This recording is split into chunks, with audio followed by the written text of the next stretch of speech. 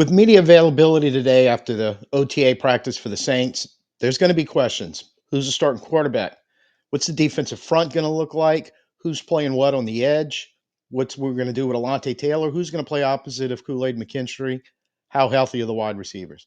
But I feel like one thing we have an answer for, at least for now, is the offensive line. I'm Tim. Let's talk Saints. So I think the plan has been in place since the moment we drafted Kelvin Banks. And if it wasn't going to be Kelvin Banks, I feel like they had a couple other tackles, probably the two drafted in front of them, that were up there where the Saints were saying, we need to bring this guy in and be able to start him as a rookie. Because as soon as Banks was drafted, they kind of played the game, even in rookie minicamp. They had Banks at left tackle, right tackle, left guard, going, hey, we want to see how he looks everywhere. And once we get everybody here, we're going to figure it out. But I think the plan all along was Banks at left tackle. Let's move Fuaga back to right tackle, and let's see if Penning can play left guard. And so the top five right now, and I do believe this is not necessarily changing anytime soon. Banks left tackle, Penning left guard, McCoy obviously at center, Ruiz and Fuaga at right guard and right tackle. I think last year, a couple of things that popped up out of these top five. The biggest problem being not named Erik McCoy, was very good, especially consistently in pass protection. But for the most part, they all kind of had their bright spots at times in the running game. Scheme change and way better offensive line coaching over the previous couple of years, I think helped Penning and Ruiz out, especially. We got more out of them last year than I think anything we got combined in their previous years. I expect a lot from the same of this coaching staff with Nugent and Pagnetti and those guys behind Kellen Moore and Doug Nussmeier going, yes, scheme, coaching them up, getting them better. I feel like we should keep seeing improvement. And if we can keep seeing improvement from Ruiz and Penning, it's going to solve a lot of our problems. Not to mention Fuaga, and not to mention make sure Banks is where he needs to be, starting at left tackle. Kellen Moore, since he showed up day one, has made it known he wants to work from the line of scrimmage and back to build this team. So obviously, when you're talking the offensive side, this is where you're starting. Last week in the OTAs, media availability on Thursday afternoon, he flat out said, look, because there were questions asked about all that shuffle, the injuries that ravaged our offensive line. He's acknowledged that happens in the NFL and you got to be ready for it. But right now, what we're looking at, we want continuity because that's a very important part of what you're trying to do in the offensive line. He even pointed out, look, it's verbal communication, but when you start talking about like a combo block with the right tackle and the right guard, for instance, there's some nonverbal communication going on there too to stay in the scheme. So I think that's anchoring this whole conversation. And I think the plan early on, once they realize, hey, we're getting a left tackle that we can conceivably roll, much like we did last year with Fuaga, and moving him to left tackle, when we roll him out and start him day one, we kind of know what our top five offensive line is. And I think that was the plan for the most part, because we'll talk about what they did in free agency here in a second, because that's where our primary backups came from or coming from. So I think all along, they must have had a pretty good handle. They were going to have a shot at one of those top tackles at 9. Because when you roll it back pre-draft in the free agency, big signing was Will Clapp. Now, Will Clapp was here from 2018 to 2021 with the Saints. 2 years with the Chargers in 22 and 23. Last year, 24, he was with the Bills. In that time, he's played 66 regular season games with 22 starts. 11 of them come in 23 with the Chargers at center, where he was the primary backup on the interior. Their starter goes down. He gets in 11 games before he gets injured. Previous to that, he's had 10 starts at both center and guard kind of mix in his time with the Saints and also with the Chargers, and one start last year, right guard for the Bills. Kellen Moore was the OC for the Chargers in 2023. Brandon Nugent, our offensive line coach, was here in 2018 to 2021 when we drafted, or when we acquired Clapp, because I'm not sure if he was drafted or undrafted.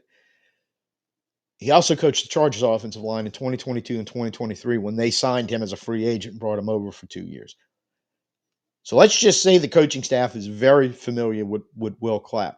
I think the biggest thing here is, and there was talk showed up because he has played some guard over his NFL career, plus the one start he had last year. And there was a lot of talk that he could challenge for the left guard. And I'm thinking, well, he's had extensive experience backing up at center. One thing we learned last year when Erik McCoy went down and we had guards who had experience at center, but none of them extensively playing center and kept trying to shuffle them in. It didn't go well. We got McGovern from the Jets off their practice squad. He helped. The offensive line play was better. It still wasn't great by any stretch of the imagination, but it looked a whole lot better and was more effective than when we were trying to get somebody to play center that really wasn't a center. And the double whammy on that was a couple of those guys were giving us decent play on the guard spots that we were losing. It was almost like knocking yourself down two pegs at two positions each. Love the signing, and I think now, okay, worst case scenario, things happen in the NFL. We've got experience back up there. And if we need him to play guard, he can do that too. Bringing Landon Young back. He was a free agent, tested the market, ends up re-signing with us. And over his 2021 to 2024 with the Saints, first year of that was with Brandon Nugent, but I mean, familiar. His whole career has been in New Orleans, but he's played 56 regular season games, 12 starts, kind of shuffled around. He's had some playing time at both left and right tackle, and last year he got some snaps at left guard in some games.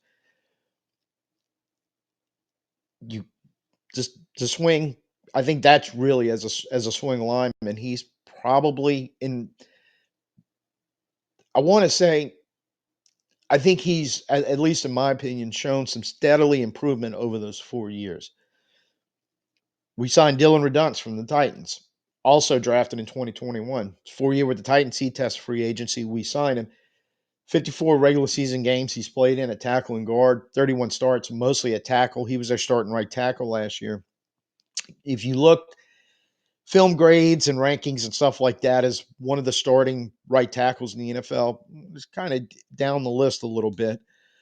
But he was a starter. He does have game experience, and he has experience, much like Landon Young. And much like Landon Young, when you look at his games played and his starts, kind of showing he had some steady improvement over those 4 years. So there's a lot of experience here in the three that you brought. You kind of look at this group and go, we kind of know who our three primary backups are right now. We have one at center with some ability to play guard, and the other two guys have had a lot of work at tackle with some experience at playing guard. We're flexible. With veterans and that much experience, also should help a little bit with that continuity that we're talking about Kellen Moore not wanting to shuffle the line around right now to help them build that.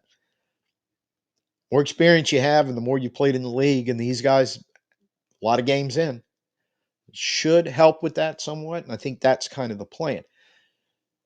To go down to what I'm calling the rest of the depth chart, there's just not, now there's a big drop off in the experience you have back there.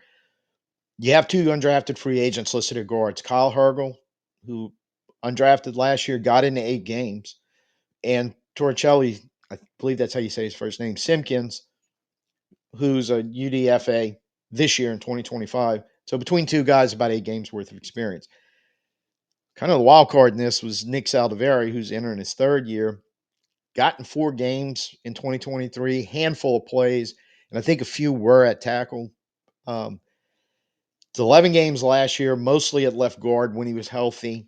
5 starts kind of sprinkled in there. He was tackling college. They were expecting them to move him to guard the previous staff, and there was 2 versions of that because he had completely changed over offensive staff last year, his 2nd year.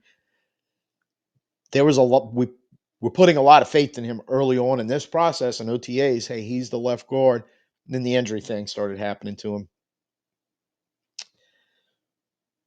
He could be a very big wild card in all this before it's all said and done. But for now, there's the three that we're talking about in the free agency, the two signings and the one re-signing is going to kind of put him behind the eight ball and trying to work his way up the roster. The tackles, the primary tackle backups at this level, Josh Ball. So I don't know if a lot of people even know we have a veteran named Josh Ball. He's been in the league a few years, but really the only games that I could find that he was actually in 2022 with the Cowboys, he played 13 games, and I don't think started any of them. Josiah Ziram, our seventh round pick last year, was on the practice squad all of last year. And then Easton Kilty is an undrafted free agent this year. So definitely no starts on that side. 13 games played between three guys, basically, and one guy has all of them. So from this group, and look, I'm not saying they're write-offs, lost cause, nothing's going to happen, but they have their work cut out for them. I think overall, when you look at our offensive line, like I said, I think they had a pretty serious plan of how they want this to go. The teaching kind of process, the learning the technique, the scheme, and building on the scheme, all the stuff Kellen Moore talked about last Thursday in his press conference. I I think they're really trying to drive that home to those top five, going, look, we've got to rely on you. And the next three behind them going, you should fill out eight of our probably nine. I'm guessing on our 53 man roster we're going to carry. You got six guys more than likely fighting for that last spot. Now they may carry more, they may carry 10. I don't see them carrying less than nine.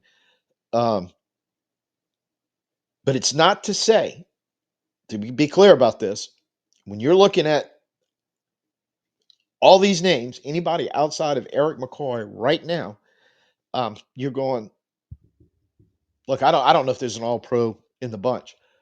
However, if you can get some of them to at least be solid NFL players, if you can get improvement, again, kind of like last year's coaching staff and scheme was able to get out of Ruiz and Penning, keep that going. And dear Lord, please get their pass, because that's probably the biggest knock on everybody not named McCoy from last year's offensive line. Pass pro, they were not very good, but at times they all showed signs of running the ball. This has got to work, because you're trying to play two young running backs. Two young quarterbacks. You got to get your running backs going, the running game going, get some pressure off of them. But inevitably, you're going to be in second and 15. You're going to be in third and long. Those five guys up front are going to have to block and pass pro. They damn sure all need to get better at that. And I think that's where we're kind of sitting all this. And I think the plan is, and it should be, in my opinion, going, these are more than likely our top five. We got to get them ready to go. Now, if they do anything that goes, buddy, that ain't cutting it, you have to turn around and look at the next three or the six at the back end of the depth chart, or one of the next three, or any of the next three, or the next six on the back of the depth chart, turn heads and start forcing their way up the depth chart. I think that's a good thing. I just think, kind of looking at it on paper, highly unlikely, at least right now. So as many questions as this team has, the question of who's going to get the likely chance to play on that offensive line, more or less answered. How it's going to look.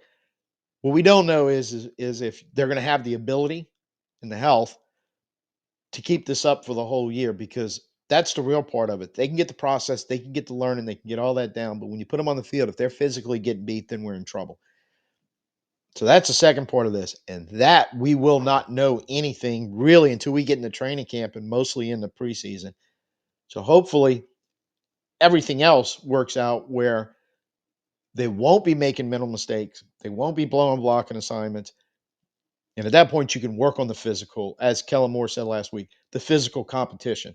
11 on 11s, preseason games, practices with, I think we have one scheduled with San Diego in training camp.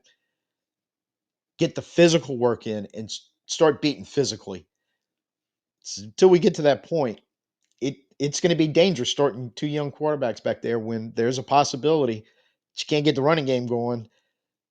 The next thing that's going to happen, you're going to be throwing the ball more than you want to, and they're going to be back there dodging missiles coming off that defensive line.